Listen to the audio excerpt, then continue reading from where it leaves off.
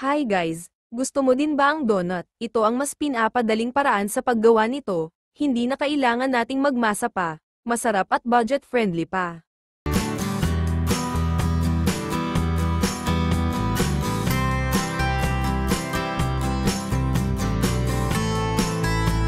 Ito po ang kumpletong listahan ng ating mga sangkap.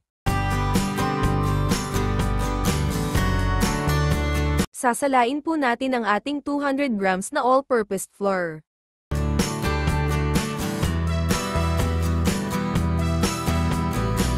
Ilagay natin dito ang 1/8 cup sugar, 1/8 teaspoon asin at 2 teaspoon na instant yeast.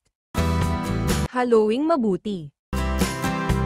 At ilagay na rin dito ang isang buong itlog, 2 tablespoon na melted butter at ang ating kalahating cup ng milk.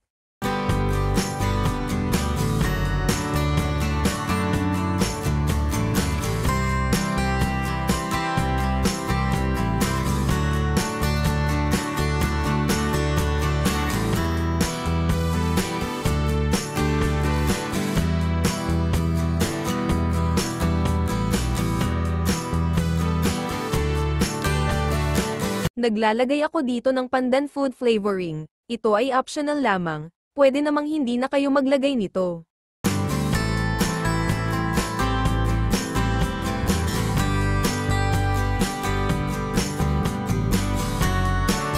Takpan at papaalsahin muna natin ito ng mga 30 to 50 minutes.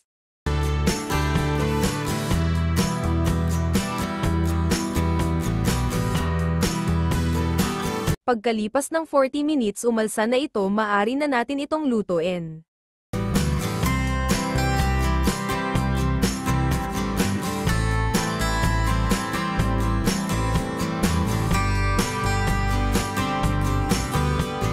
Gumamit ako ng piping bag dito, pero kung wala kayo nito maaring gumamit ng kung anong merong plastic kayo tapos gupitan nyo lang ang dulo.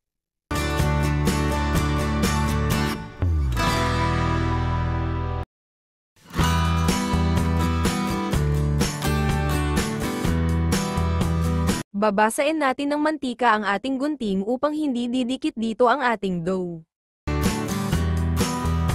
Ginugupitan ko lang ang dulo ng ating plastic.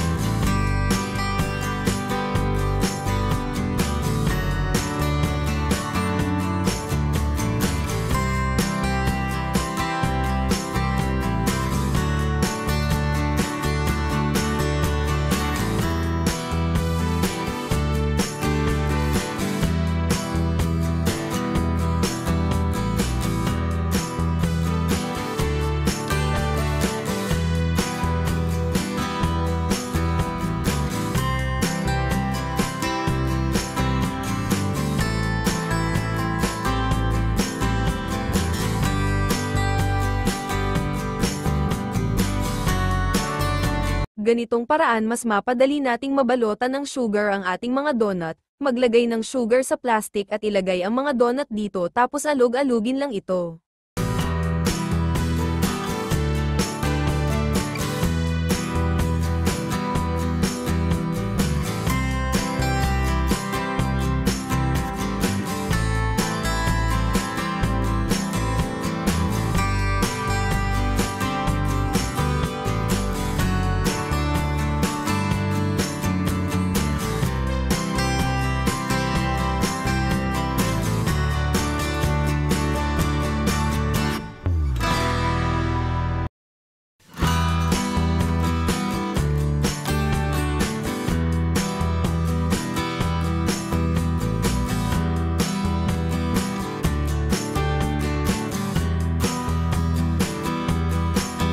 Ganito kadami ang nagawa natin sa recipe na to.